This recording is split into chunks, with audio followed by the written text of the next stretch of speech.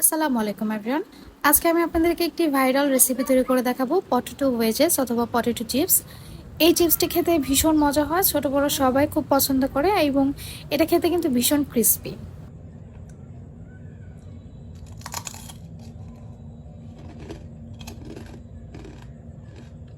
আওয়াজটা শুনে হয়তো বুঝে গিয়েছেন এটা খেতে কতটা মজা হয়। তাহলে চলুন রেসিপিটি তৈরি করে ফেলি। এই পটেটো ওয়েজেস তৈরি করার জন্য আমি প্রথমে আলুটাকে খুব পাতলা করে একটু কেটে নিয়েছি, আর তারপর এটাকে খুব ভালো করে পানি দিয়ে আমি ধুয়ে নিয়েছি। এখন এই আলুগুলোকে আমি লবণ দিয়ে ভিজিয়ে রাখবো 20 থেকে 30 মিনিটের মতো। এতে করে এই আলুগুলো যখন আমি ফোল্ড করব তখন এটা আর ভাঙবে না এবং ইজিলি ফোল্ড হয়ে যাবে। অন্যদিকে একটি পাত্রে আমি নিয়ে নিলাম 2 টেবিল চামচ পরিমাণ ময়দা। আমি এখানে তরকারি বাড়ার যেই চামচটা আছে সেটা ব্যবহার করছি, সেটা দিয়ে 2 টেবিল চামচ পরিমাণ ময়দা নিয়েছি। অ্যাড করছি চালের গুঁড়া। আমি যে পরিমাণ ময়দা নিয়েছি তার অর্ধেক দিয়ে দেব চালের গুঁড়া। 2 টেবিল চামচ ময়দার জন্য চালের গুঁড়া নেব 1 টেবিল চামচ পরিমাণ। এখন অ্যাড করব কর্নফ্লাওয়ার। কর্নফ্লাওয়ার দিয়ে দিচ্ছি 2 চা চামচ পরিমাণ।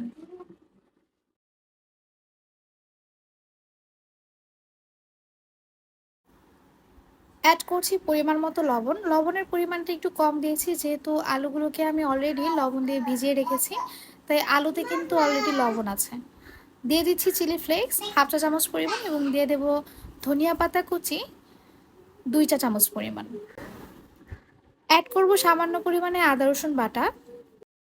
আমি এখন ময়দা দিয়ে একটি ব্যাটার তৈরি করে করে নেব, আর এই জন্য এখানে যে চামচটা দেখতে পাচ্ছেন সেই চামচের 2 চা চামচ পরিমাণ নর্মাল পানি নিয়ে নিলাম। এখন এটাকে খুব ভালো করে এই হ্যান্ড উইক্স দিয়ে আমি নিয়ে নেব। যে কোনো ব্যাটার তৈরি করার জন্য হ্যান্ড উইক্স কিন্তু পারফেক্ট। চামচ দিয়ে ব্যাটার তৈরি করতে গেলে সেটাতে দানা দানা ভাব থেকে যায়। আরও 1 চা চামচ পরিমাণ পানি অ্যাড করছি। এখন এটাকে খুব ভালো করে বিট করে নেব।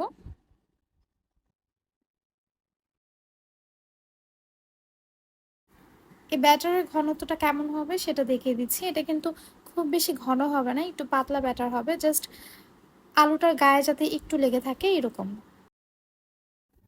30 মিনিট পর আলুগুলো কিন্তু খুব ইজিলি মোল্ড করা যাচ্ছে, দেখতেই পারছেন। এটা কিন্তু ভেঙে যাচ্ছে না। আপনারা চাইলে আরো একটু মোটা করে এই আলুগুলোকে কেটে নিতে পারেন। এখন আমি এইরকম কাঠির মধ্যে আলুগুলোকে খুব ভালো করে এভাবে ফোল্ড করে অ্যাসেম্বল করে নেব। এখানে বলার কিছু নেই, আপনারা হয়তো দেখেই বুঝতে পারছেন আমি কিভাবে এই আলুটাকে টুথপিকের মধ্যে অ্যাসেম্বল করে নিচ্ছি। এইভাবে যখন এই পটেটো ওয়েজেসটা আপনারা বাসায় তৈরি করবেন তখন দেখবেন বাচ্চারা কিন্তু এটা খুবই পছন্দ করছে এবং পাশাপাশি বড়রাও কিন্তু বেশ পছন্দ করবে। আর এই ওয়েজেস গুলোকে আমি দুইভাবে ফোল্ড করব। একটা হচ্ছে যেটা আগে দেখিয়েছি, আর একটা হচ্ছে এইটা যেটা লম্বা আলু, যেটা সেটাকে আমি এভাবে চ্যাপ্টা করে কেটে নিয়েছি এবং এইটাকে এভাবে গোল করে আমি ফোল্ড করে এই টুথপিকের মধ্যে নিয়ে নিচ্ছি। আশা করছি আপনারা খুব ভালো করেই বুঝতে পারছেন, কারণ ভিডিওতে দেখিয়ে দিয়েছি আমি এটা কিভাবে ফোল্ড করেছি।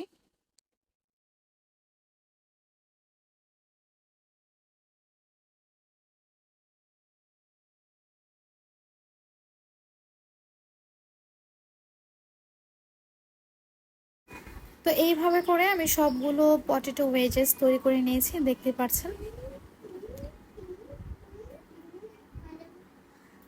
এখন এই ওয়েজেসগুলোকে আমি যে ব্যাটারটা তৈরি করে রেখেছিলাম সেটার মধ্যে ডিপ করে নিচ্ছি।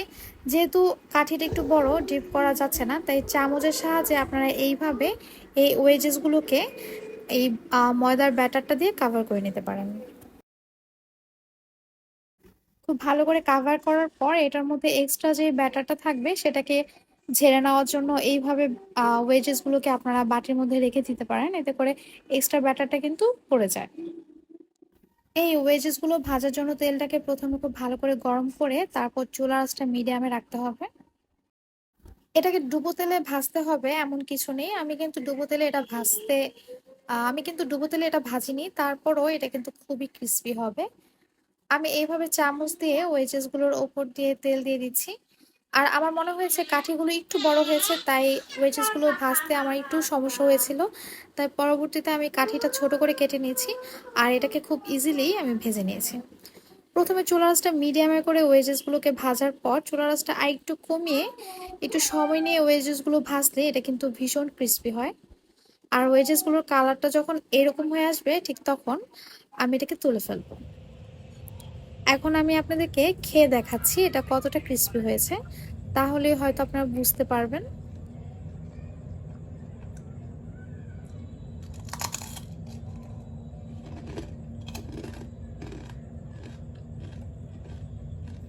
বাসায় এটা অবশ্যই ট্রাই করে আমাকে জানাবেন কেমন লাগলো।